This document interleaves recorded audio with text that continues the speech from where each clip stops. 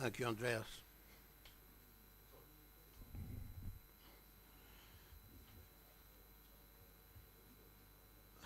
Good afternoon, all distinguished friends.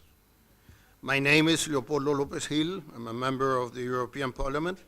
It is my pleasure to address you today on behalf of our parliamentary delegation. We are 7 members of the European Parliament, representing a large political spectrum and coming from 6 different countries of the European Union. First of all, we wish to express our gratitude to the Liberian authorities for having invited us to observe.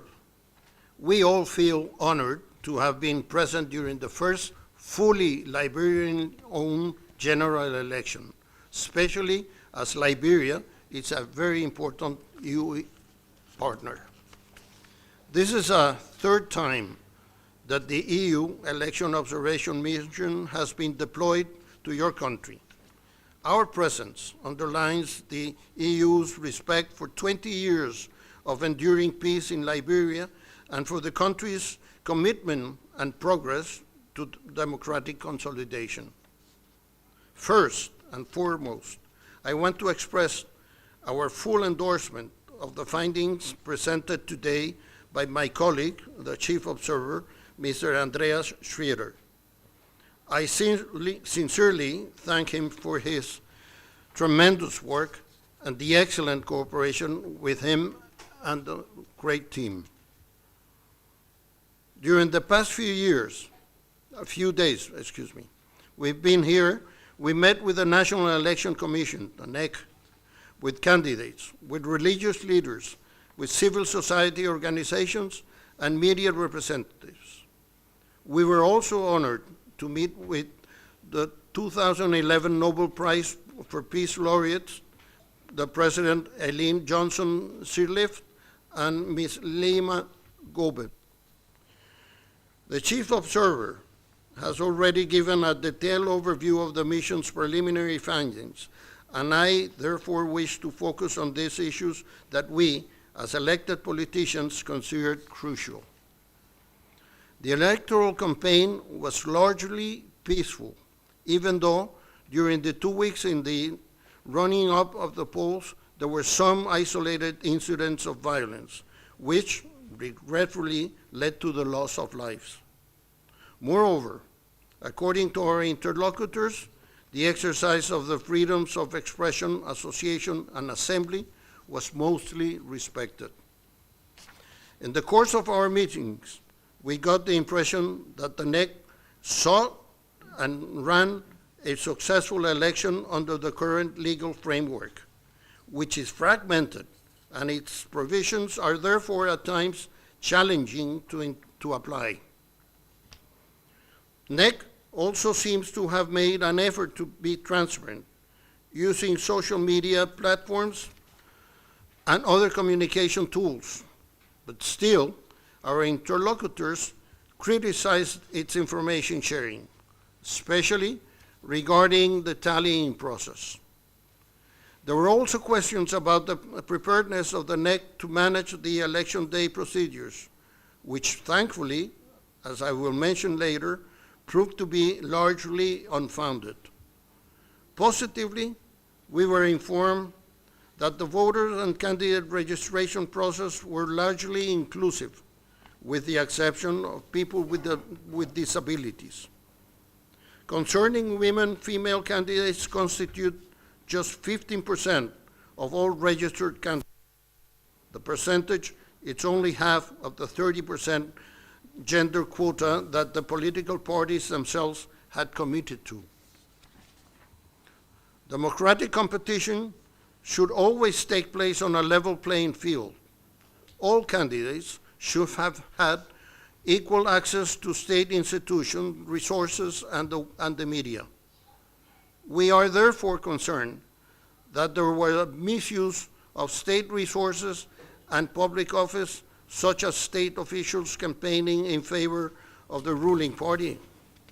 In addition, we were informed that the state TV broadcaster displayed bias in favor of the party in power. The reported monetization of the campaign as described by our interlocutors, combined with the impunity of those who do not respect the campaign finance rules, also had a negative impact on the level playing field. Concerning the electoral dispute resolution, local actors with whom we spoke expressed doubts concerning the independence of the judiciary. Turning to election day, one European Parliament team observed in Monrovia, other in Bomi County, and the third one in Margibi County. The atmosphere on the election day was mostly peaceful, and the vast majority of the polling centers in which we observed it was well organized and transparent. But nevertheless, on the basis of our observation, promises of facilitating the voting of people with disabilities were not fulfilled. I would like to extend our sincerest thanks and congratulations to the staff of the polling places. Despite the logistical challenges they face, such as lack of sufficient light during the counting, they did their best to ensure that the proceedings ran smoothly as possible, and mostly did. But we also observed that the election day procedures have been relatively slow. Above all, I would like to express our admiration for the civic spirit and enthusiasm shown by the people of Liberia, who went to vote in such large numbers. I would now like to refer to the post-electoral period. First of all, as democratically elected politicians, my colleagues, the parliamentarians, and I urge all political leaders to wait calmly and patiently for the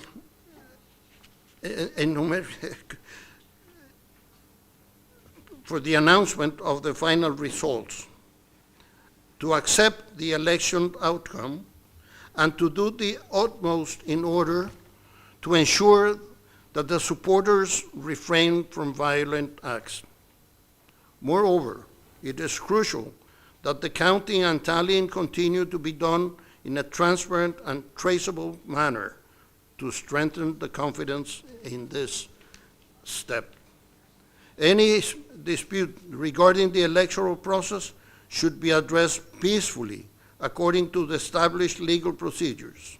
It is also crucial that the judiciary shall perform its constitutional duties in an independent and impartial manner. Finally, I would like to reaffirm that the EU, as a key partner of this country, will continue supporting Liberia and its people. The European Parliament in particular is committed to enhancing its cooperation for the next government and Parliament in the months and years to come. We believe that this cooperation should include accompanying the process of implementation of the European Union mission recommendations. Thank you very much for your attention.